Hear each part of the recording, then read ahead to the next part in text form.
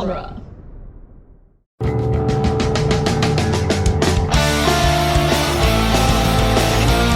In the world of Hollywood, movies get greenlit and redlit. They get remade and rebooted. But we are the ideal. I'm Sam Gasch, and you are listening to Ideal Remake. Thank you for listening to Ideal Remake. We take movies that either have been, will be, or should be remade and talk about what the ideal version of that remake would be. Biosphere 2 is an American Earth science systems research facility located in Oracle, Arizona. Its mission is to serve as a center for research, outreach, teaching, and lifelong learning about Earth, its living systems, and its place in the universe. Constructed between 1987 and 1991, Biosphere 2 was originally meant to demonstrate the viability of closed ecological systems to support and maintain human life in outer space as a substitute for Earth's own biosphere. So, Michael Ornelas, is Biodome a movie that has been, will be, or should be remade? I think it should be. I am an apologist for this movie in some aspects, and then I can call a spade Sure. in many other aspects. Fair. All right. Well, welcome to Ideal Remake. Thank you. Before we get started, Michael, why don't you tell our audience a little bit about who you are so they know who they're listening to? I am a fellow podcaster and comedian living here in the wonderful city of Los Angeles. I do a podcast called Fine Dining, previously called The Search for the Most Mediocre Restaurant in America, but that has since been found, so it is now Fine Dining, the quest to compare all restaurants to Chili's. And I do exactly that. I spent the first 100 episodes or so looking for the perfect 5.00 out of 10 dining experience. I love chain restaurants. It was just an excuse to go to as many of them as I could and get a chance to talk about them, shine a light on them. Many of them I learned so many cool things about because I do an episode on the history of these companies and then I do an episode reviewing them. So they're all two-parters. And yeah, if you've ever wanted to know all there is to know about certain chain restaurants, my podcast is the one for you. And I have genuinely recommended your podcast to quite a few people just because it's such a fun concept on the face of it that it's like really easy to explain. The name is great. Hell yeah. Thank you. You're welcome. This episode will come out towards the end of June. So how many different restaurants have you covered? I think end of June I will have put out episode 84 plus like an additional 20 something on Patreon, so we'll conservatively say 106-ish. It's pretty good. Yeah. End of June, I will be doing a Patreon episode on Nathan's Famous, the hot dogs. I'm going to Coney Island. I'm going to New York for Pokemon Go Fest, so I'm going to hit up that, and then that'll be close enough to the 4th of July for my 4th of July episode covering a hot dog place. And is that the reason you wore that t-shirt today? And that is part of why I'm wearing the t-shirt today. Also, I like hot dogs. Yeah, that's I think great. hot dogs are objectively the funniest food. You're not wrong. Yeah, I can't think of a funnier food. Yeah, there isn't a funnier There food. isn't a funnier food, with the possible exception of bananas. Bananas are funny if you're going for a phallus joke, but I feel like there's a lot more versatility with a hot dog. I can't argue. Because hot dog also comes with, like, hyper-patriotism. Like, Yeah. we honor America, Memorial Day, Labor Day, 4th of July with hot dogs. Like, those go hand in hand. And I think there's something to that is funny. It's just funny. I can't think of a better segue than talking about honoring America like one does with Biodome. I feel like you want me to apologize for having you watch this movie, and I do refuse. That is reasonable, and I accept your refusal. So I had a lovely date a month or two ago where my date introduced me to the movie Encino Man. Okay. Which was very fun, with the exception of Pauly Shore, which was the one thing in the movie that I was like, I just hate everything that's happening here with this man right now. Right. And I was talking about that, and I was like, a week or two ago at a movie night with some other friends, we were just talking about that, and they were like, yeah, well, it's a good thing you didn't have to watch Biodome or anything. And it was in that moment, this is after I'd agreed to remake this movie, that I learned Pauly Shore was in this movie. Because so you didn't know I had that it was no a Pauly idea. Shore movie. Okay. I would have agreed regardless because it's podcasting and like you picked a movie. Great, Yeah. that's the end. I went to White Castle. I hate White Castle. You know, you do things for your art. Yeah. Yes. So, like, I am not a fan of Pauly Shore, but it was very, very funny that is the movie you picked. Yes. Just in the context of everything. Yeah. How did you first see Biodome? I saw it. I liked the VHS cover, Walking the Aisles of Blockbuster, when I was 11, 12 years old. You know, raunchy PG-13 movie. My parents let me rent it, watched it, alongside Austin Powers and Happy Gilmore and stuff. So it was, like, in my rotation a little bit. It would be a movie that, like, once every 3 months I'd get at a Blockbuster. And it's very easy to enjoy when you have the humor of a 12-year-old or a 13-year-old, because you are that. I've always found it interesting, the certain movies that, like, seem to only work if you're the exact right age and then last forever. Yeah. I've never understood people who don't like Hook, but I've learned that you either see Hook as a child or you don't like it, which doesn't make sense to me, but apparently it's one of those kinds of movies. I've rewatched Hook, and I literally can't see what people don't like about it. Right. And yeah, I did see it as a kid.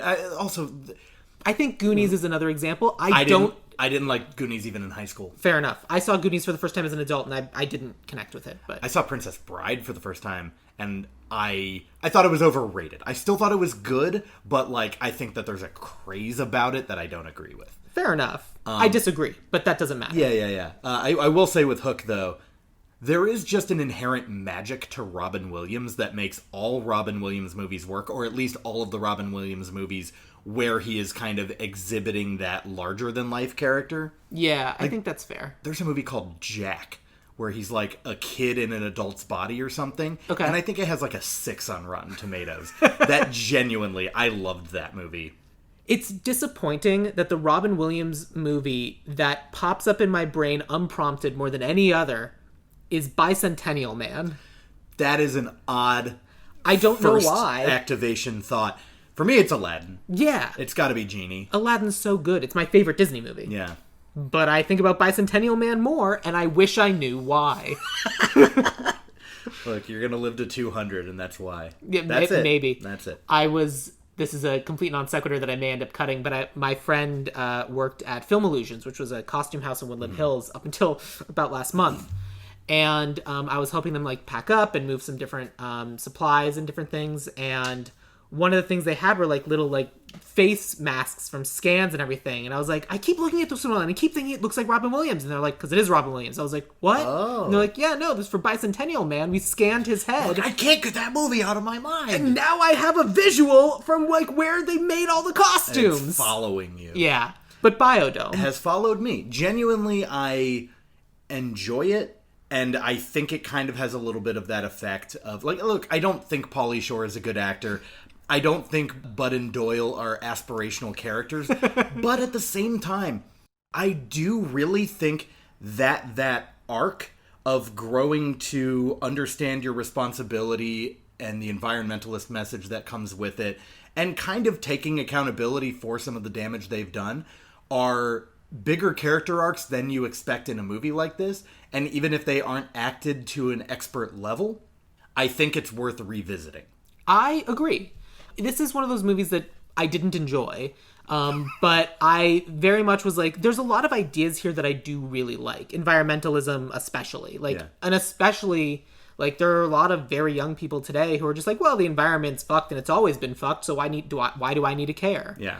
And I feel like having people learn why to care, which is a great sentence, it does make for good, like, for a good ground. movie. Yeah, good. Yeah, very good. Yeah.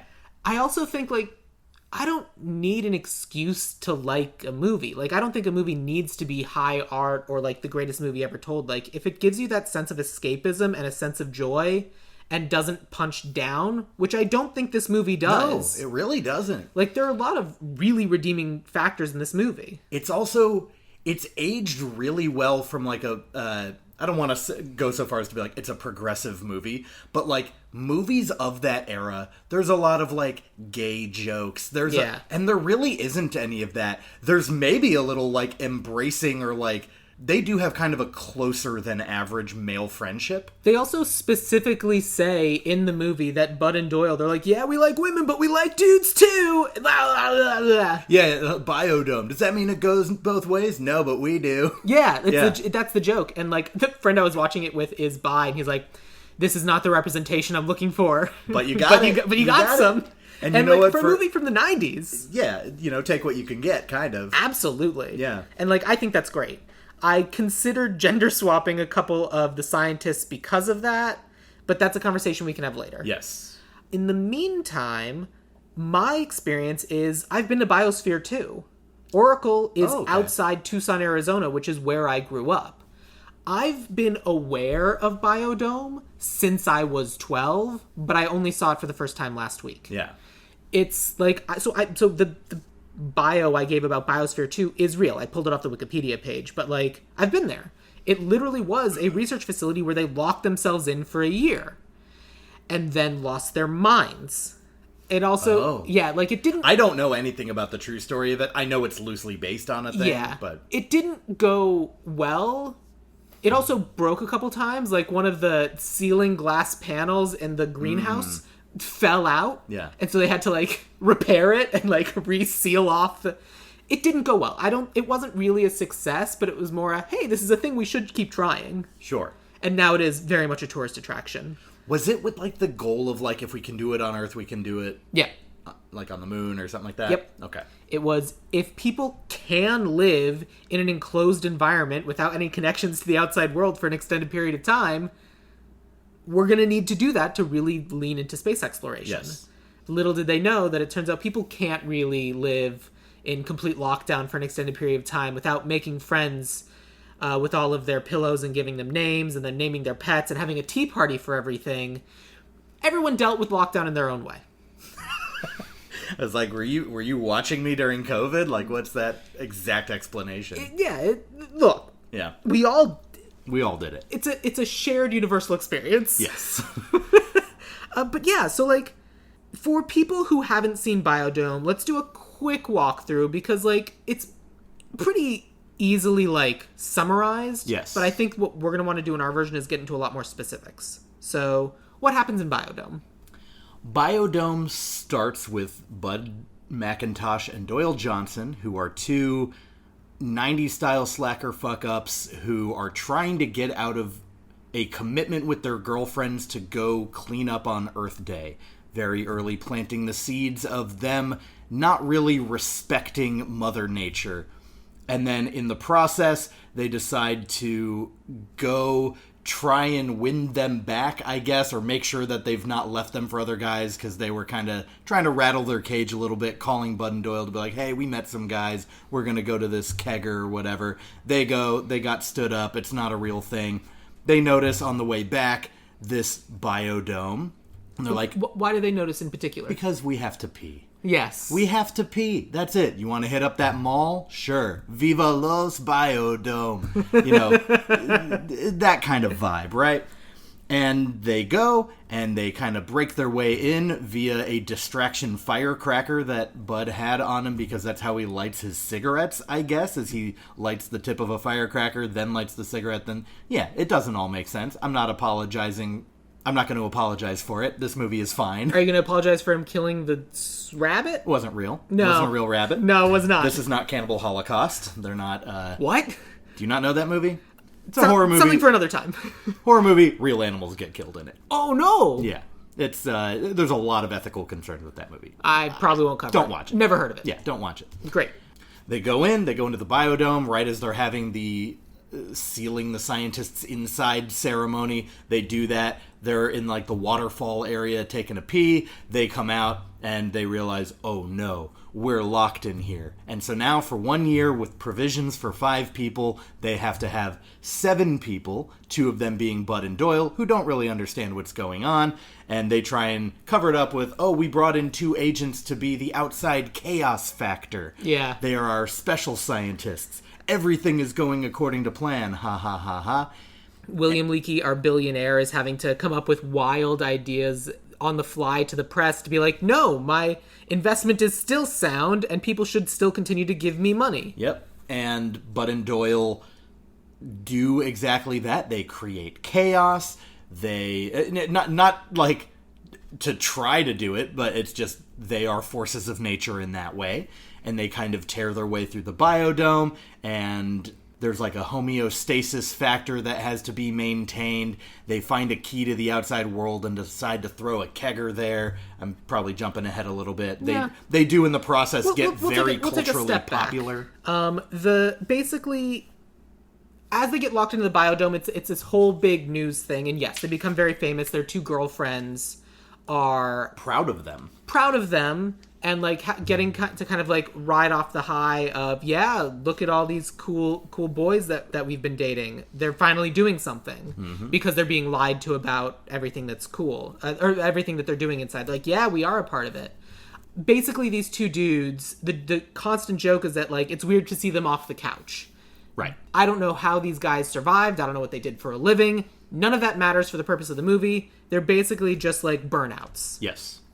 And so then once they're in the biodome, they're basically just, they have to sleep in the janitor's closet with a trash bag and a blanket and one pillow. And they need to keep themselves entertained and occupied for a year. And in doing so, they basically destroy the biodome. There's a bunch of, like, the different scientists are, like, geologists and, like, marine biologists and this, and a insectologist, all the different things, and, like, they systematically, like, destroy all of that while hitting on the two very attractive young women scientists the whole time. At which point, they get yelled at and people are mad at them. They get locked in the desert because they get told they keep destroying everything, and now they're upset that they're being punished for their mistakes. So they're being exiled. Exiled to the desert. And then one of the windows happens to have a key in it for some reason. We never find out why. It doesn't really matter. And they're like, oh, we can get out. And instead of just leaving, they throw a kegger. Yes. Ultimately destroying, like, most of the biodome, and they're basically ready to call it quits, and Bud and Doyle rally around like, no, this is like what the outside world is like. We can fix this. And after being yelled at by their girlfriends. Because they're being carried by shirtless tiki men on... Like the way Cleopatra would ride around on one of those... A palanquin. Sure, I'll trust that that's the word. Yep. And they're like wearing headdresses made out of all like the different plants and everything in the biodome, and the girls are like, do you not understand what you're destroying here? Yeah. And they're like, we're breaking up with you. And the boys are like, oh no, we're being broken up with. Yeah. We're learning all of a sudden on a coin flip to change the error in our ways. You know, sometimes it takes a drastic thing for you to self-reflect, and that's true. I don't think that is an unearned moment. I potentially disagree, but I feel like my biggest argument is like, yeah, you're right. That is terrible. So anyway, the next morning after the party continues, then they're like, well, I guess we should start cleaning up because the biodome gets shut down. It's like, hey, the biodome was destroyed. There's no point in us doing this anymore. All of the scientists are fired and they're told to leave and pack their bags. Except for the head scientist who kind of went missing. And they don't know what's going on with him. But Bud and Doyle are like, no. They lock the window, swallow the key, and they're like, absolutely no one is getting out of here until we clean this up because we can make it work.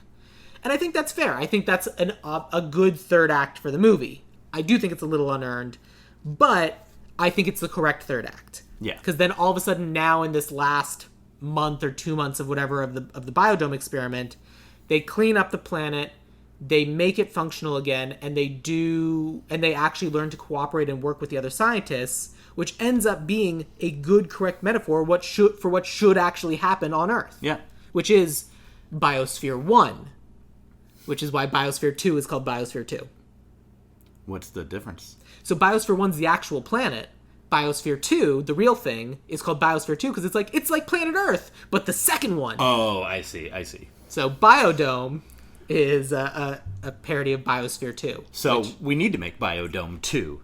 It needs a 2. Right. That's the actual place in Arizona. Except we're not making a sequel. We're making a remake. Very specifically different. Yes. But anyway. Yeah, so that's the movie. Yes. Did I miss anything important? Yeah, and then, I mean, the end is, you know, kind of the victory. It's the redemption arc, and then there is a little bit more villainy from the head scientist that went, and they got a little goofy with that. It is a Yeah. 90s comedy. You know, it's not trying to be this thing that it's not. It's not trying to be extra serious. And it's William Atherton. Yeah. He needs to if anything, I think it might be like the last big William Atherton villain role. Mm-hmm. He needs to go a little bit crazy and do some like I'm an evil guy shenanigans. Yeah. A headdress made out of a parrot that he ate. Yes. Yeah. He says, I'm a god. The parrot mimics him and says, I'm a god. And he's like, no, I'm a god. No, I'm a god. And then cuts to wearing a headdress, eating the parrot. No, I am God. Yeah. Yeah. It's, I liked it. Look, it's cheesy. It's cheesy. Very cheesy. But it's self-aware. I do think it's self-aware. I don't think this movie operates on any premise that it's like, should we submit to the Academy? You know? There's none of that. It's just pure silliness, which is, I think, what it's going for. Yes. It is one of the more 80s movies I've ever seen, especially coming out in 1996. Yes.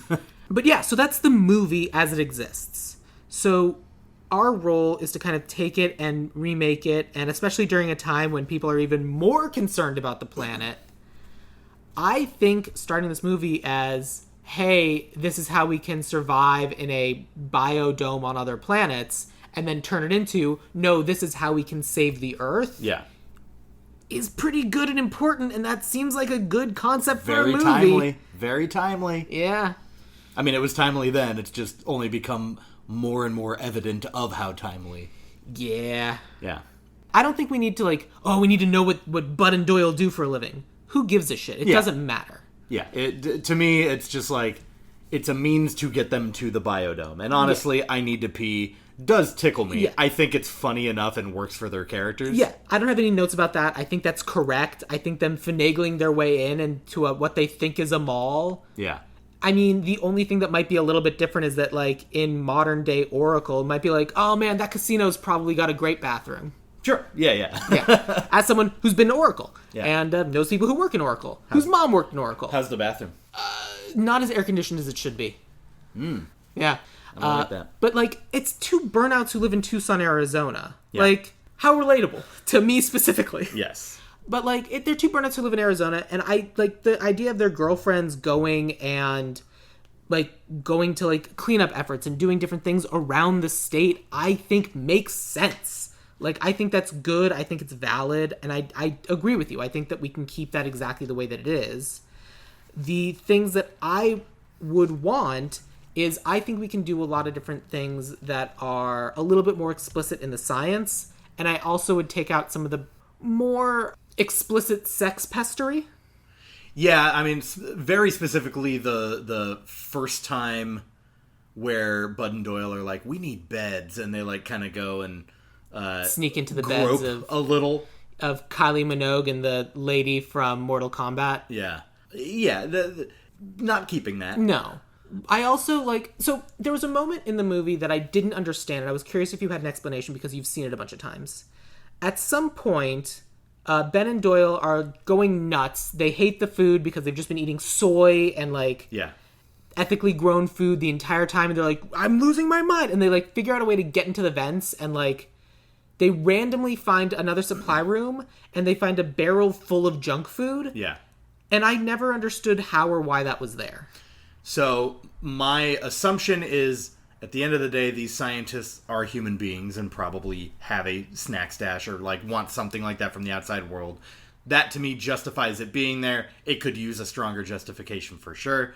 I think it's playing on, because I think by that point they had already done this bit where Bud has a really good sense of smell and he can tell Doyle what he's eaten by smelling his farts. Yep. And literally when he's in that stock room, he is sniffing around. He's like, this one. Yeah. Yeah, the idea of knowing for sure there's a stash here, that was unearned. Yeah. But we have a lot it did pay off a bit. Yeah, that's true. I'd forgotten about the fart smelling. I make no apologies. I'm not asking you to. But you sound like it. So, the movie also does a bunch of flashbacks to, Bud and Doyle as kids. We don't need that. Yeah. The things that I want to do is what I want to do with this movie is I want to make aspirational science fiction in that I've had this conversation with other guests before of like, there was this whole element of like believing in a positive future in the 50s. And that's what inspired a lot of like science and work and put people on the moon, is because people believed, hey, the future's going to be so great. Yeah. And that made way to a bunch of dystopian science fiction. And now people are like, yeah, the future sucks. And like literally there's been a marked difference in the number of people trying to work in the sciences because people don't believe that there's a future there. Yeah, well, there's also a lot of evidence that... I'm not even going to say evidence to support the idea that there is no future. Sure. Not that. But there's a lot of evidence that supports feeling bleak. Absolutely. Right now. Oh, for sure. And But coming out of World War II, it's like, oh, we defeated the big bad. Yeah. So I think we just have to wait till World War III is over. Or I feel like all we have to do is defeat the current Nazis and we can start feeling good again. We don't need a World War III. We know where the Nazis are. Let's just go get them. Yeah. But they're in control. Yeah, well, they were in control then, too. Oh, yeah, that's fair. Of the United States, too. Wait, really? Oh, yeah. The U.S. was super fascy. I don't know that. Yeah. Yeah, there's a lot of fascism in the U.S. during that time. Super fun. Yeah, great. But basically, I want to kind of like... I feel like Biodome can be aspirational science fiction in that, like, I think our scientists can be working on cool things. Like, we have 5 scientists. I think we can give every single one of them something cool and interesting that they're working on, and then we can watch Bud and Doyle break it. Sure. Like, I don't... Like, other than the Bug Guy, I don't know what any of them were doing. Yeah. And Bug Guy was like... They all got an introduction at the opening ceremony that Bud and Doyle broke into the Biodome originally. Yeah. They did all get introduced with a specific scientific title. Right. But no one remembers it. No one remembers because we're just paying attention to Bud and Doyle sneaking in because they have to pee. Yes. And, like, I don't even think introducing them just, like, standing in a line is particularly interesting. Yeah. I want to be introduced to them by showing us their accomplishments. Sure. Of, like, why did they get to be in the Biodome? What did they do? And I want to see the thing they did. Yeah. And, like, the Bug Guy, like, we don't necessarily need a Bug Guy. I cast a real weirdo, but, like we can have a Bug Guy because, like, we're gonna have bugs because we have to, like, you gotta start small to go big. I mean, you can have a beekeeper type situation. Bees are super good and important. Yeah. Crucial to ecosystems. So we've got a beekeeper, and then what did the biologist, the older black lady biologist, she was kind of like taking care of the animals. What was her job? I guess, yeah. Because she was kind of balancing livestock. It seemed like. Okay, what's our version? I don't know. Do we want to have... Let's hear... You take it. I mean, like, because, like, I'd have to look up a list of sciences. I mean, like, but I'm talking, like, science fiction. Like, we want to give them something to do. Yeah. And, like, if she's working on, like... One of the big differences between hot-blooded animals versus cold-blooded animals is just the needs of the food that they need to consume. Yes. Like, cold-blooded animals aren't radiating heat at all times, so they don't have to eat a whole lot. So her whole experiments can be about kind of like training and breeding animals to survive on less food in order to last a lot longer and be healthier in that way. Of gene splicing. So we have animals, but she's gene splicing them. So she's like modifying them on a genetic level to need less food. Yeah. Not like punishing existing animals by Right. just feeding them less. Yes, correct. I see. Okay. Yeah. So, like, we can do that. And then Kylie Minogue was Dr. Petra von Kant. I think, like, plants... Yeah. Yeah. And, like, her whole thing can be, like, here are the different kinds of soil that exist on different planets and trying to get plants to grow in the different kinds of soil. I like that. Matt Damon did it in The Martian. Exactly. You just need to poop. You just need to poop, which is going to be what we do, too. For exactly that joke. Great. Of, like, oh, well, it's having a really hard time. Yeah. And then fucking Doyle... Oh, my God. Poops in the dirt thing. No, oh my God, I just got a vision, and it's not a good one, but I think it's one that's needed. If this movie is still tonally comedic. Of course it is. Which it has to be. Absolutely, it's but Biodome. My cast for the Kylie Minogue character, seeing her take a shit. Oh, well, that's going to be Act 3. Doyle... Doyle takes a shit in Act 1 or something, and we're like, I can't believe you did this. You've, like, messed with the samples. He's like, well, I've been eating the food here, so it's fine. And then, like, they learn that is, in fact, what gets the sample to be, like, functional. And then in Act 3, she takes a shit in the planter. Yeah. In the yeah. Like, that sort of thing. She makes fertilizer on her own, yeah. And then we have Mimi Simpkins, who I wrote down as other hot scientist. Yeah. I don't know what she does. She seemed to be, like, chemistry. Fine. Yeah. And, like, she can just be, like, manipulating, and we have bugs, we have dirt, we have animals, we can have water and air. I think we need something for, like, power source, as someone who deals with, like, whether it's solar energy or something like that, but given that the needs of, or the distance from the sun is different on different planets, I think someone who kind of specializes in that, I think, would fit well. Great. Perfect. No notes. I think that's wonderful. And then I would also like that to be the main guy, Noah Faulkner. Oh, you want that to be Noah Faulkner? I was going to have Noah Faulkner be the guy that kind of, like, sews it all together. And, like, he's the one that, like, takes the little bit from every single scientist.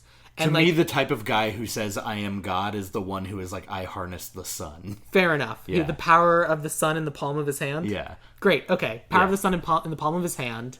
And so then what do we want the other scientist to do? She can be water? I feel like we're casting airbenders. I mean, I feel like we're casting Planeteers. Sure. Also, yeah. Who's going to be Hart? I mean, that's Bud and Doyle. That's Bud and Doyle. That's what you needed the whole time.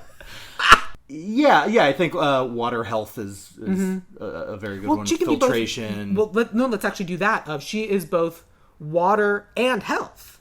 Like, she's the person who understands water and, like, medicine, let's say. Yeah. It's like, we need someone to keep the scientists healthy. That can't be an oversight. We need someone to tend to the other. That's an important job. Residents. And, like, when people aren't sick, she's also in charge of, like, desalinization and, like, she keeps everything healthy. The people and the machines. Yeah. And those are two very different. It's a catch-all. That's a what degree did you get, you know? Which is why I kind of... yeah, exactly. Like, make her the the body scientist. Sure. Whatever. So which one are we doing? Is that Mimi or is that Dr. Olivia That's Mimi. Biggs? Great. Kylie Minogue is the one who's taking a dump in the dirt. Great. Love it. Especially for my pitch for cast. Yeah, that's going to be interesting. We'll probably go with yours then, because if it's funnier. But yeah, so... I'm just saying, my pick is someone who people would pay to watch take a dump. Fair. Yeah.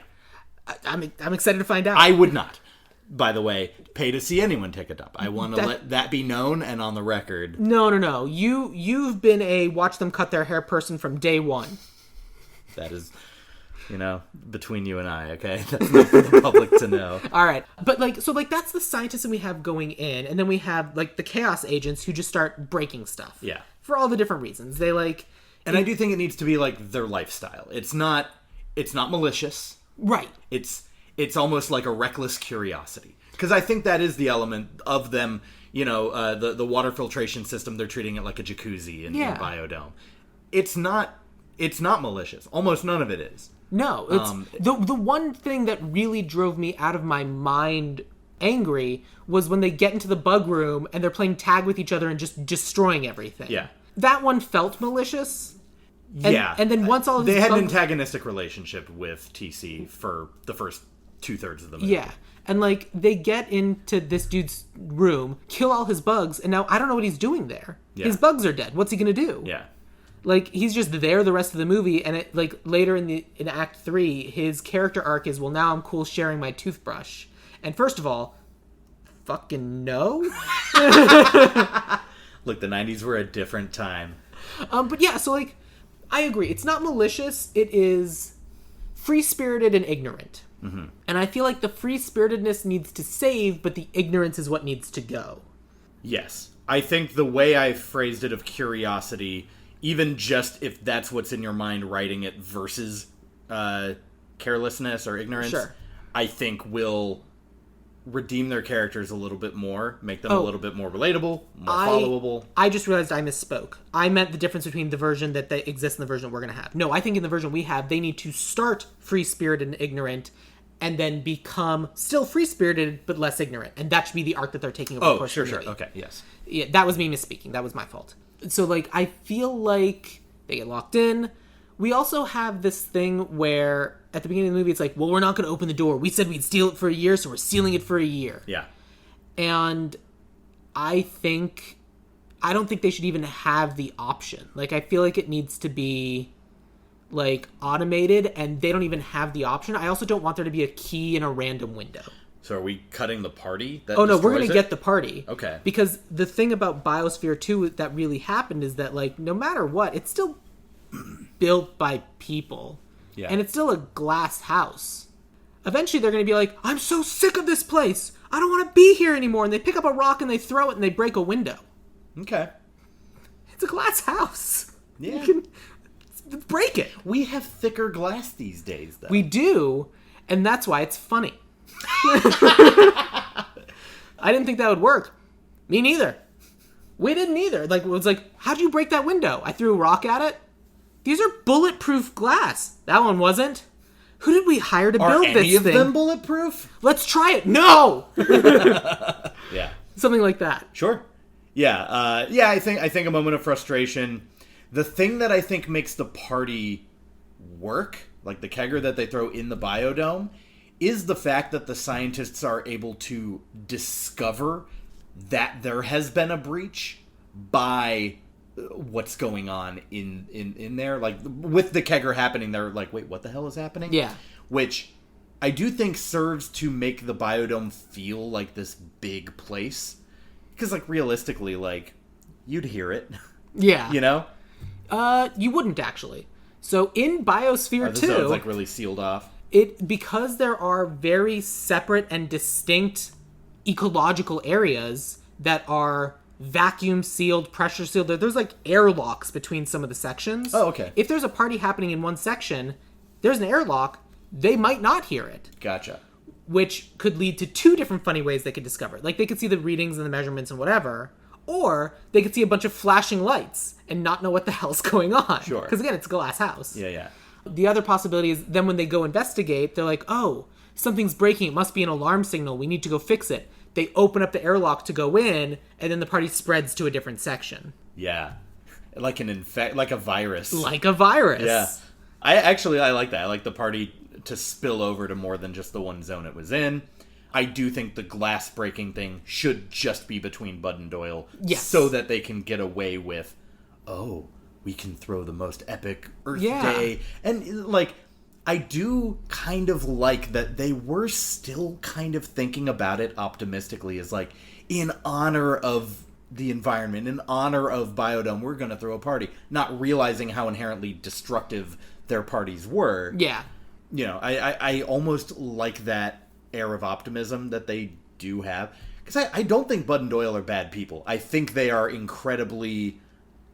ignorance the perfect word. They don't recognize the impact that their actions have. Mm-hmm. But yeah, they're not mean spirited. I think genuinely, I don't know. It's a weird spot to be like, I do genuinely think they love their girlfriends, but also they are like kind of cheating on them for a year. Yeah, well, like, or they're certainly trying to. Yeah, and that's separate. I feel like yes, it's a problem. Yeah, I think a potentially funnier angle to do on a remake is the two science hot girls haven't been around that many, like, bad boys. Yeah. Or everyone that they're around is so smart that maybe they talk down to them. I want them to be the ones pursuing Bud and Doyle, who are then holding them off, like, we have girls on the outside, we're so flattered, and you can almost get that subversion of they're being pursued. I agree wholeheartedly. I think that is correct. Yeah. And also funnier. But that then leads me to the point I wanted to make is we need to give the girlfriends on the outside something to do different than just... attending different Earth Day parties. Yeah, which is dumb. Like, I think the beginning of the movie where they go to a cleanup is fine. I think when Bud and Doyle are inside the movie, I think the girlfriends could be going back and forth because I feel like part of being cut off from the outside world is there is no cell phone service. Yeah. And I've been to Oracle. There really isn't. And I feel like what they can do is they're bringing Instagram or newspapers. No, they're bringing like their phones to like show what's going on and how, and like, you guys are trending, you're viral, all these different things, and like, and you can even really lean on the multiple meaning of viral for Bud Doyle, but that's for people to do dumb jokes about. Yeah. But I feel like that can be the whole idea, and that's when they get out, because I think the first thing they should do when they get out is like, great, I'm going home. And then they go home, and then they start looking up, and they're like, all these people want to hang out with us. They want to see us. And then I want them to go and like try to have a party someplace, but people don't believe it's them because they're not in the biodome. We're like, no, we know you're in the biodome for a year. You can't trick us. You just like look like them. And so the only way they can throw a party is to do it back at the biodome so they can cash in on their popularity. Oh, so you're saying they get out in the middle of it? No, well, when they get out. Like when they get out leading into Act 3. Like when they... Oh, uh-huh.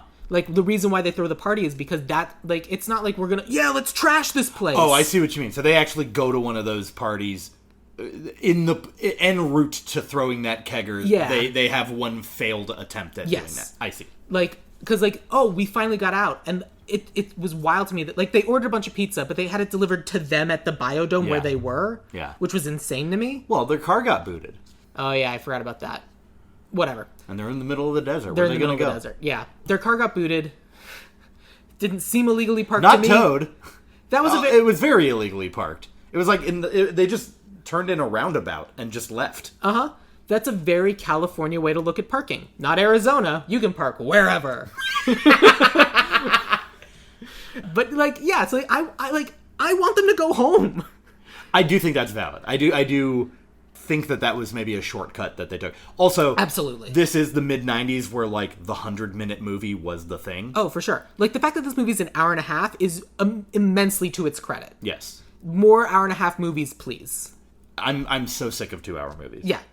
Especially more. Like if it goes over, like I will, the 2-hour movie, great. 2.5, we have a problem. Yeah. 3, get the fuck out of here. Yeah. I don't need to see your 3.5-hour movie about what being sad is like. Sorry, Irishman.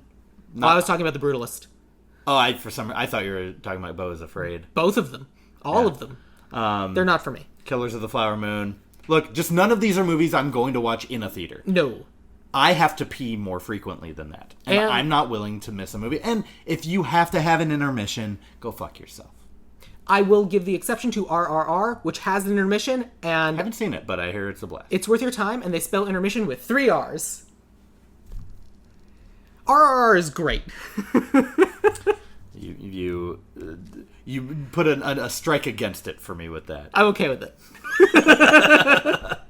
But yeah, like, and so like that I feel like needs to be the, like, I mean, like, I want them to get home and realize that they don't like being the nothing and nobodies that they were before. They like the fulfillment. Well, I think they like the fame without the responsibility, and then we can Spider-Man them up. They go and they use their powers irresponsibly, which is their fame irresponsibly, by having a party at the biodome. Yeah. It destroys it, and they're like, oh, we're famous partly because people really are inspired by this thing we were doing. Yeah.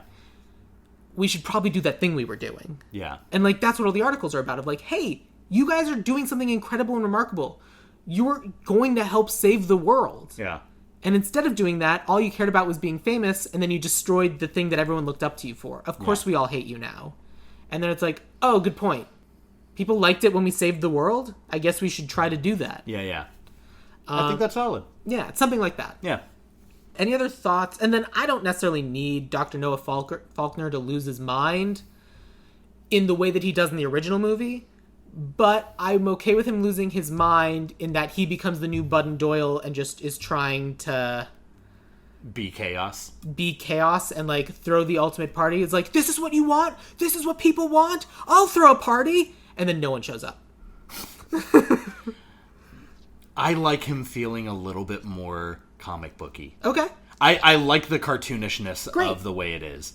So is there anything you would change? Would you have him kill and eat a parrot and rig a bunch of bombs? What do you want him to do then? I think the bag of coconuts and the parrot thing is a little cartoony for my taste, but I like the bigness, and this is the one for my casting choice that I really don't want to waver on. Great. And I think when you hear who my casting is for it, you'll get it. Great. Because it's someone who can do gravitas plus ridiculous comedy maybe better than anybody. I'm sure Liam Neeson is going to be a great choice. It's better than that. Great. I'm excited to find out. Okay, so then we'll have him go big. We'll have him go crazy. I don't know how I feel about cartoony, but, like, I feel like we have two built-in villains, and they're the two rich fucks. Him and Leakey. And William Leakey. Yeah. You know, the grandfather from Luck of the Irish. Is that who that is? That's who that is. Yeah, Leakey, he doesn't, in the original Biodome, isn't really that villainous. He's just like, well, we have to do this thing because I'm all the investors, something. And, like, it's hard for me to do any of the movies now and acknowledge a billionaire and say, well, they're not the problem. Sure, yeah. And, like, I feel like the whole Biodome is funded by a William Leakey who's like, let's get us to be able to live on a planet other than Earth because I can afford to escape. Yeah. And this is basically testing out something so that I can live someplace else. And I think it needs to turn into, no, we're learning to save the planet itself. And they figure out a way to make it so that, like, he signed a contract badly and now he has to fund actual, like, environmental work. So I envision in the remake him being... look, I don't even want someone to go to the movies and experience something Elon Musk-esque. Right, yeah, no, I didn't cast anyone like that. But I am de-aging him substantially and kind of putting more of a Silicon Valley angel investor kind of thing to him. I knew you did some of those changes. I did a lot more one-for-ones, and we'll get into that later. The thing I want to talk about for Noah Faulkner is he also is, like, if he's the guy with the God complex, I feel like there needs to be something where it's like, no, this is my world. It's mine. You all belong to me. And, like, a lot more of the maniacal of, like, you live and die based on my say. So I don't think he would blow up his world. I agree. I think it would be more about trying to expel them, or... I'm not even against him trying to kill them. No, I think... Well, he might try to kill them, but I think he can't open the door to let him out because it was designed to never open. Like, this is my world. This is only my world.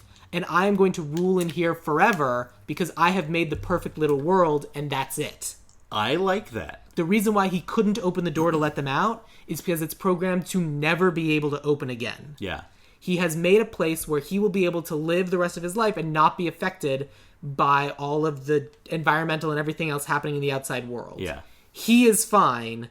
That's all he cares about. Now, we have kind of introduced a plot hole to that, in that the glass is breakable.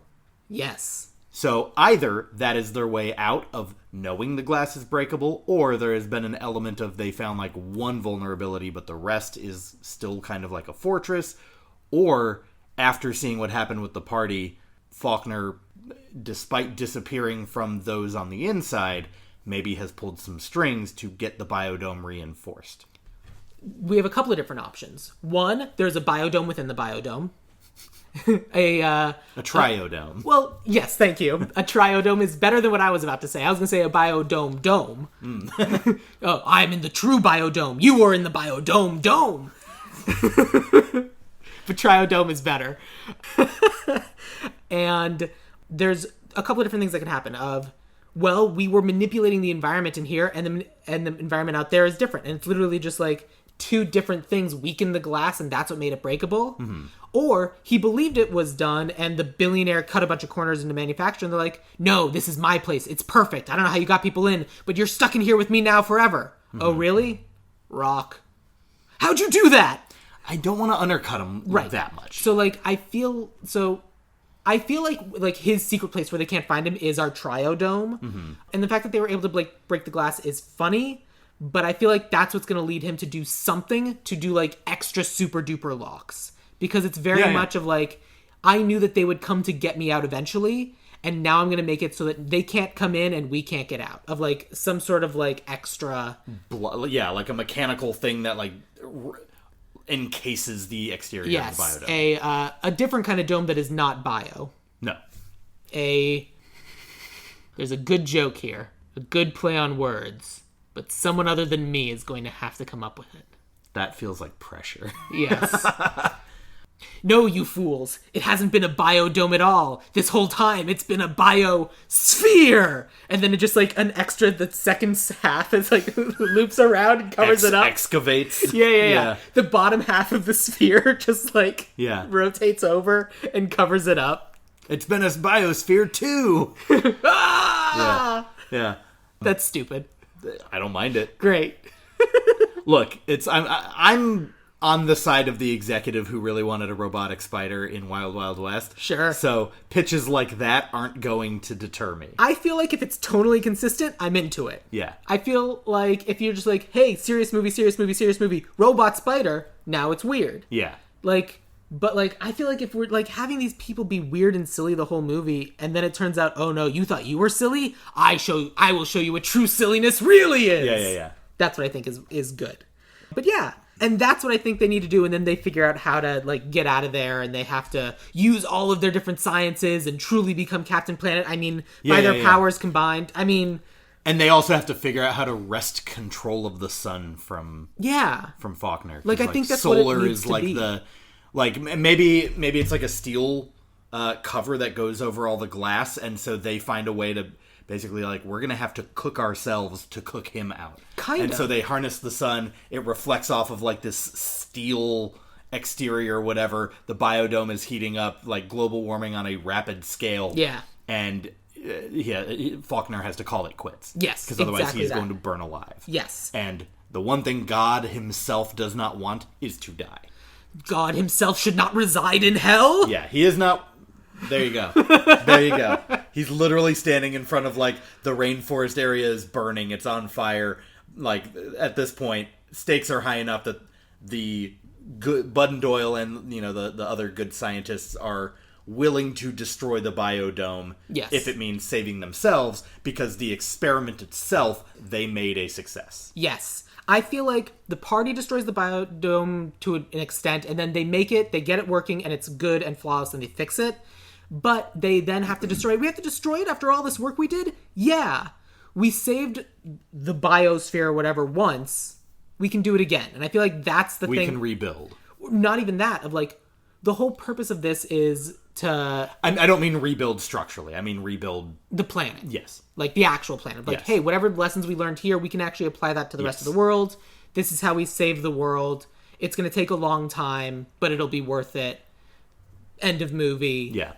Psych, giant party, back at their place now that they're famous again. Yeah. But, and we can have a shot at the beginning of the movie that shows, like, maybe instead of picking up with them getting out of going to an Earth Day thing, we see, like, a rager at their house. Yeah. You have a shot where specifically, like, someone's like, oh, where do I put this? And it's like an empty can. Or whatever. He's like, oh, just throw it in the trash. We don't recycle. And then the full circle arc at the end of the movie, you see that same shot in their kitchen, but now there's a recycling bin next to it. And then it's like, we've done our part. We've really done it. Hey, where do we put this? The blue one. I mean, totally consistent. Yeah. Yeah, good. I like it. Yeah. Great. Okay. Growth. Plot of the movie. We bought a recycling bin. That's the whole arc. Oh, for some people that would be enough. Yeah. But no, good. I think that's good. Let's get into all of this casting you're so excited about. All right. I feel like we got to start with Bud and Doyle. Yeah. I think my picks are a little too old, so... How old are they? Because I feel like they're playing 20s, but are definitely in their 30s. Yeah, and one of mine is 45. Okay, fair enough. Let's start with Bud. Bud, I have Aaron Paul. Yeah, okay. I can see that. That's good casting. Now, I will say this. I tried desperately to make sure that my cast is people who haven't really worked together in a significant fashion before, to try and keep it fresh and like not like a wink and a nod to other projects. Great. With one glaring exception. I'm excited to get to that. I have a couple people from one thing, but that'll become obvious in a bit. Yeah. But not this guy. My Bud is... I don't know what Dead Shack is, but I saw him in Saturday Night. He was also the lead in Fabelmans. Uh-huh. He's like that guy. Because 10 years ago you make this movie, you cast Andy Samberg. Sure. And people might still do that today. So I went with an actor named Gabriel LaBelle. Not familiar. No. He might not necessarily be the right kind of comedian. Yeah. Because he's very funny. Like, I thought... Because he played Lorne Michaels in Saturday Night. Okay. I saw it, and... Yeah.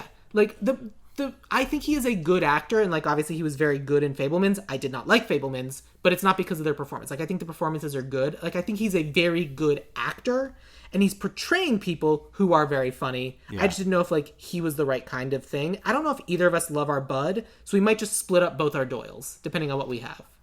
I also... I like Andy Samberg. We're not going with Andy Samberg. Damn. He is, in fact, too old. Yeah, I mean, yeah, so is Aaron Paul. Yeah. But, so for my Doyle, I wanted someone who has proven himself to be very silly, party guy, but can learn to really find inner peace. Okay. Manny Jacinto. Don't know that name. I recognize the name. He is from The Good Place. Okay. He's the Asian dude from The Good Place. Okay. I can't remember the name of his character. Yeah. The one who, like, pretended to be quiet for they made him be the monk, and then he's, like, the Florida guy. Yeah. And then he, like, kind of, like, learns to be a reasonable human being. The one who has the immense honor of getting to date Janet. Yeah. Yeah, sure. I don't hate that one. My pitch for Doyle was Daniel Kaluuya. Oh. How old is Daniel Kaluuya? I also don't. That's why I said I think my Bud and Doyle are too old. I feel like Daniel Kaluuya is one of those people who's, like, older than you'd think, but also potentially younger. Yeah. I'm not mad at the idea of going with Daniel Kaluuya. Hold on. He's 36. Okay. I think that works. I think that offers a palette for whoever Bud is to bounce off of in a way where I think he'll be a little bit more the straight man, but I've also not gotten to see him get goofy, and I think he would be really good at it. I think he'd be really good at it, too. Because I think yes, I agree. I think, let's make Bud Manny Jacinto, and let's make Doyle Daniel Kaluuya. Cool. And then that solves the problem of a too cute of a wink and a nod casting pairing that I had by getting rid of Aaron Paul. Great. Because my Noah Faulkner is Bryan Cranston. Which is pretty good. I think you can't do better. Yeah. Try me, but I think it had... No one does... that style of I am dead serious and I will murder you while also being hilarious. Yeah, I mean, my casting for that was Mark Evan Jackson, who You're aware of way more people than I am. I have made it a kind of job. That's fair. Mark Evan Jackson. Oh, okay. Yeah. I recognize him. He's also from The Good Place? He's also from The Good Place. He is from The Good Place. Like, I became familiar with him in Brooklyn Nine-Nine. Mm-hmm. And, like, he is, like, the straight maniest of straight men. Sure. While, does the Naked Gun thing of, like, delivering the craziest lines with an absolutely stone-cold straight face. Yeah. I think Bryan Cranston is the correct choice because I think that's more fun of, like, yeah, I'm a scientist. What kind of scientist? Good things. And, like, we have him... It's Malcolm in the Middle, Bryan Cranston, until Act 3, and then he's Breaking Bad, Bryan Cranston. Yes. And I think that's correct. Yeah. And I think it's just, like... It's him doing the things we like seeing him do. We know we like seeing him do. Yeah. And putting him in a very different environment to do it. Absolutely. Yeah. I then have Bud's girlfriend, who I've only ever seen in one thing. I've only ever seen her in She-Hulk playing Madison with a Y in it, but it isn't where you think. Have you seen She-Hulk? I have not seen She-Hulk. Oh, she's like is the it ultimate... S-Y-N at the end? S-Y-N-N. She's very, very funny. She basically plays a party girl, but like weirdly has like depths to the point where she's such a beloved character that they have now brought her back in further MCU things because everyone loved her so much. She was so fucking good. Okay. And I think she could play the party girl with hidden depth in that she cares about stuff. What's her name? Oh, her name is Patty Guggenheim. Oh, do I know her? I don't know. I didn't recognize any of the other things she's done. Oh, I think I've seen her on like At Midnight or something. Probably. Yeah.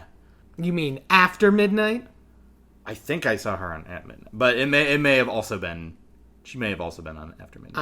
I don't know. I've seen her on one of those comedy shows. Fair enough. Who'd you have for Monique? I had Jenny Slate. Oh yeah, Jenny Slate's a great choice for that.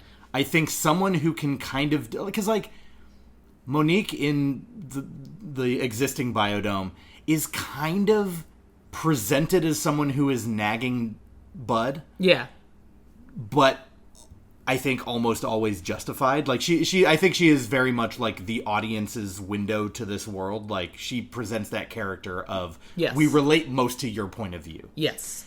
But it deserves to be nagged. Yeah, like, and absolutely. We didn't talk about the dude at all, who's, like, her mom's boyfriend, who's, like, this... Russell, who's just this weird fuck at home, who's, like, also trying to hit on her...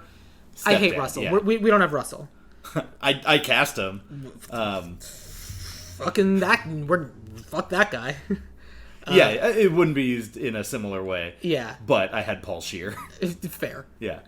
I like fitting him into things. But yeah, Jenny Slate, I think, would do a great job of kind of bringing... Yeah, we'll pair her, in the same way we did Bud and Doyle, we'll pair Monique with Jen, who is Doyle's girlfriend. Yeah. Who'd you have for that?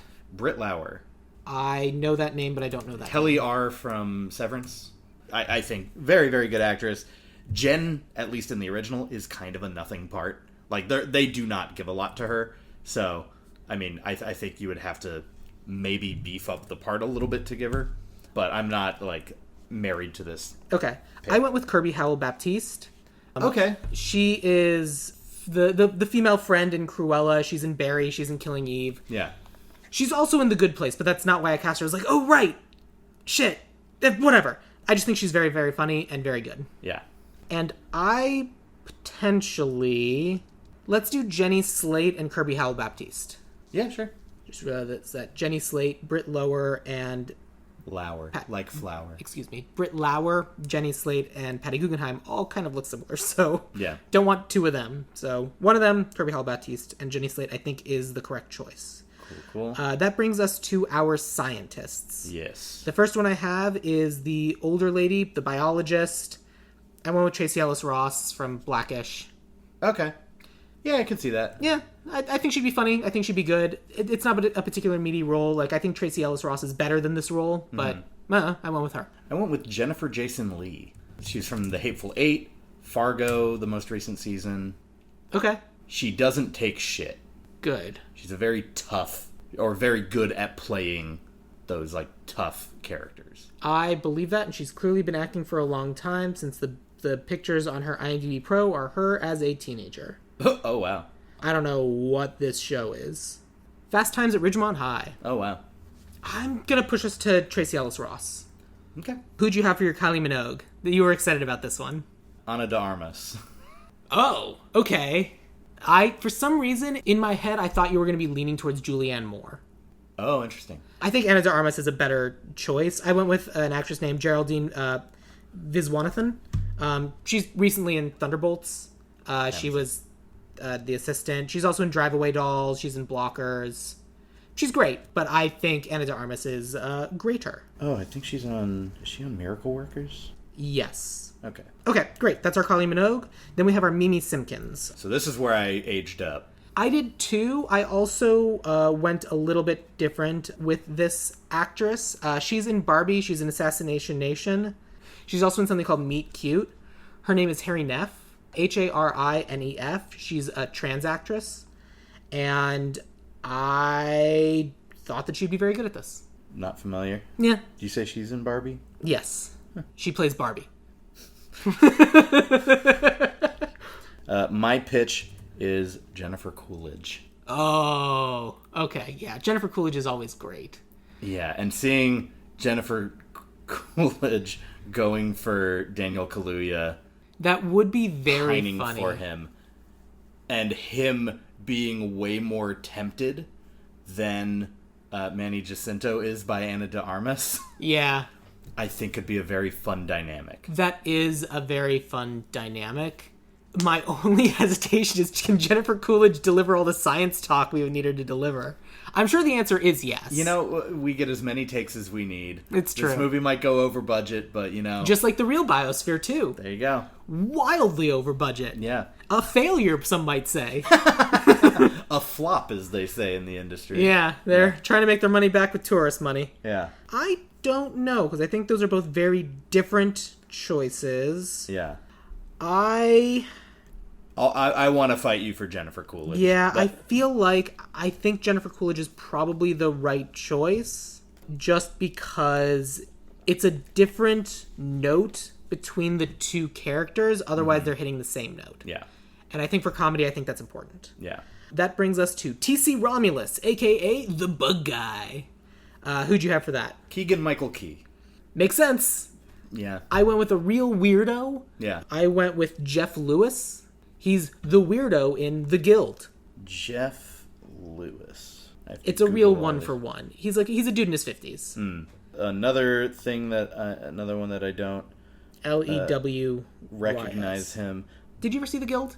Mm-mm. It's the Felicia Day internet show. Okay, yeah. He played a weird nerd. All I know is the most recent thing he's posted on his Instagram has the thumbnail "Pink Eye Accusations." So, yeah, I guess I don't know if he's canceled, but I do think he's over Pink Eye. Yeah, I do think he's a better weirdo. I'm gonna push this to Jeff Lewis, but I'm interested to find out who we have for William Leakey. You went younger and went tech bro-y. I didn't go bro-y. I went Silicon, like someone who I could see playing a very serious Silicon Valley type. Absolutely. It's not bro-y. It's fair. I also can see someone spending a lot of time in an office to the point where that's where we know him from. Because he's from Office Space, and he's also been in Barry and Dodgeball. Ron Livingston? Stephen Root. Stephen Root. Yeah. That's not a bad choice. It's a very different vibe from mine. I do like Stephen Root as that pick. I go with Peter Dinklage. Oh, interesting. Okay, yeah, I'm fine with going with Peter Dinklage. I think he could get away with maybe bringing a little bit more of that billionaire energy to it. Yeah. Maybe a little bit more of an asshole. Absolutely. I think he'd be great. Is. Yeah. No one's suggesting Leakey. Oh, the Leakey in the character. The Leakey as he exists. Yeah. Okay, great. I'm happy going with Peter Dinklage. And then you had any other roles other than the shitty stepfather? Yeah, I had Paul Scheer for him. And then this movie does hold the distinction of being the first on-screen appearance of Tenacious D. That's true. Where they are... Specifically Tenacious D. Not the first on-screen appearance of Jack Black. Yes. But it is the first appearance of Tenacious D. And so they are playing genuinely one of my favorite songs of theirs. They re-released it, or re-recorded it and released it on their album Rise of the Phoenix. But it's a song called The Five Needs. And it's genuinely just about, like, needing air, needing earth, needing food, needing love. Like, it's a good I mean, if you want them to play the party, they should, if that's what you're trying to go for. Oh, I wouldn't mind that.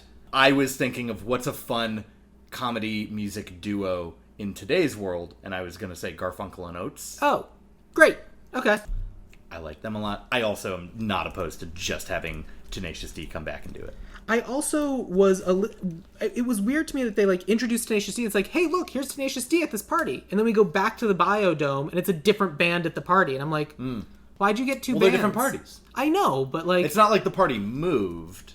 It's just, that was the party... I think Tenacious D was there to be lame.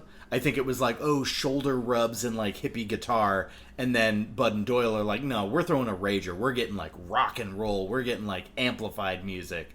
So I do think that there was an element of Tenacious D is lame. Interesting.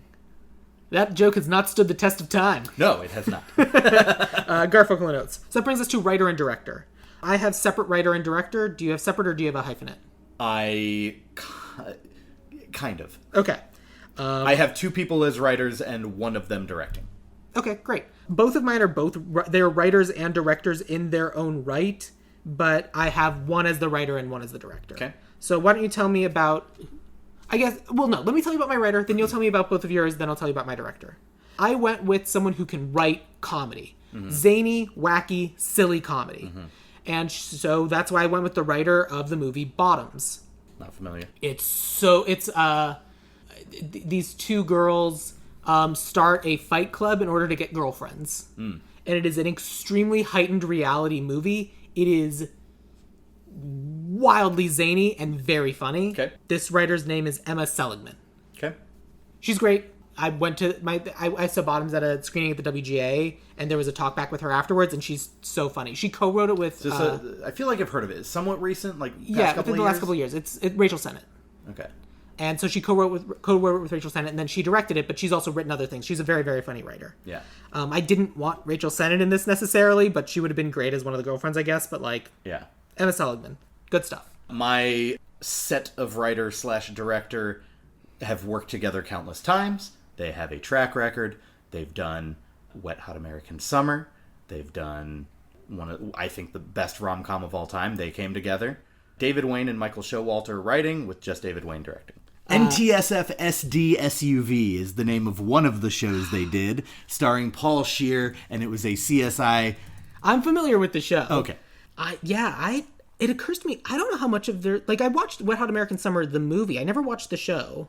Michael Showalter also directed The Big Sick, which is great. Mm-hmm. He has done a bunch of things. He looks exactly like another friend of mine, which I find hilarious. The Eyes of Tammy Faye. He's directed so many comedies. Yeah. Michael Showalter is probably the correct choice for director for sure. Well, I had David Wayne as director. Oh, fair enough. Showalter and Wayne write stuff together, and then they both direct separate things. I also am not opposed to having Michael Showalter direct. I was spelling Wayne incorrectly, and that's why I couldn't find him. Wain. Yeah, didn't know that. My director, he is directing that new comedy coming out about male friendship called Friendship. Yeah. Okay. He directed Friendship. He was director on Our Flag Means Death and Miracle Workers, which was funny when you brought it up later because I didn't realize that those two people worked together. It's a director named Andrew DeYoung. Okay. I would like to have Emma Seligman write it, but I'm happy to go with David Wayne as the director if you think he would be a better director. I kind of want to do the flip. You want to do Michael Showalter as the... I want to do Michael Showalter and David Wayne writing and Andrew DeYoung, because I really like the projects that you just listed that he has directed. Okay. Then we'll do that. I think that's... I mean, that's largely due to my familiarity, but... No, I think that's great. And that works for me. No notes, which means that we have our cast. Let me take you through Biodome. Bud is going to be played by Manny Jacinto. Doyle is going to be Daniel Kaluuya. Doing a real... Oh, no. What's the name of the... It's Dumb and Dumber, but not Jim Carrey. Dumb and Dumber-er? No. Like, not the Jim Carrey actor. Who plays the other actor? Jeff Daniels. Thank you. Daniel Kaluuya doing a real Jeff Daniels in this movie, which I think he'll do great. Yeah. Monique is going to be Jenny Slate. Jen is going to be Kirby Howell-Baptiste. Dr. Noah Faulkner will be Bryan Cranston. Olivia Biggs will be Tracy Ellis Ross. Dr. Petra Von Kant will be Ana de Armas. Mimi Simpkins will be Jennifer Coolidge. T.C. Romulus will be Jeff Lewis. William Leakey will be Peter Dinklage. And the band will be Garfunkel and Oates. All this will be written by David Wayne and Michael Showalter and then directed by Andrew DeYoung. That is Biodome. Ideally. Yeah. Do you think 12-year-old you would go see this movie? I think adult me would see it. I think those picks are more sophisticated than 12-year-old me would have been willing to be like... Well, all we got to do is have a screening at the Comedy Store to get the Pauly Shore's approval. Yeah. I'm also willing to throw all of this out and just have Tim Robinson play every part. Fair. I mean, as long as we're getting the guy from Friendship. Yeah. He knows him. Yeah. I mean... Didn't even think about that. That would be wild. Make him the bug guy. You know what? Can we? Yeah. Can we do late slot in? So what I'm saying is the bugs go into their cocoons, and that means something to you. We're all trying to find the bug that metamorphosized here. Yeah. And it's just like one person in a cocoon outfit. Well, no, that's what you do, because he's just trying to get in the bug's head. Yeah. So he's there in a bug outfit. What you do. Yeah. Look, I'm not going to explain science to you. I don't think either of us do Tim Robinson nearly as well as Tim Robinson does Tim Robinson, and that's why I want him in it. And I think that's a good idea. Yeah. Great. Okay, great. We made this movie. Michael, thank you so much for... Well, first of all, how dare you make me watch this movie? But thank you for talking about this movie with me. No apologies. And there never should be. I refuse. So tell people again where they can find you on the internet and about fine dining. You can find me at Fine Dining Podcast on Instagram, TikTok. I don't use my BlueSky. I want to. I idealize the notion of being on BlueSky, but I was never really on Twitter, and given that it is a replacement for it, I'm just not... But I'm there, so... but yeah, listen to Fine Dining Podcast. You can find it YouTube, wherever you get your podcasts, but I do make a video version of it if you would like to watch it instead of just listen to it. I have a Discord server where you can come chat, and you can find that at my website, which is finediningpodcast.com. FineDining.com. Fine Dining Podcast. I'm looking to compare all restaurants to Chili's because Chili's has been determined to be the most mediocre restaurant in America. I mean, that's pretty good. It's good to set that bar. Yeah. If you're interested in finding me on the internet, I am on Instagram at Ideal Remake. I, too, am on BlueSky and idealize being on there more, but I'm there at Sam Gasch, spelled like my name, SamGasch. Or you can join the Dueling Genre Discord. If you don't want to talk about restaurants on the Fine Dining Discord, you can talk about movies on the Dueling Genre Discord. And all of that is great and possible. But that is Biodome. So I will end this episode the same way I end every episode. Michael, what is your favorite quote from the movie Biodome? Oh, God. Impossible is my numbed plum. Instead of nom de plume. Yeah. It's a way smarter joke than has any business being in Biodome. I remember laughing at it. Yeah. There were a couple times in the movie I was like, nope, it's good. You can't get mad at that. It's too good a joke. I don't even... Is that my favorite line? I don't know. It's certainly the one you thought of first. How do you pick? How do you pick a favorite child, you know? Great.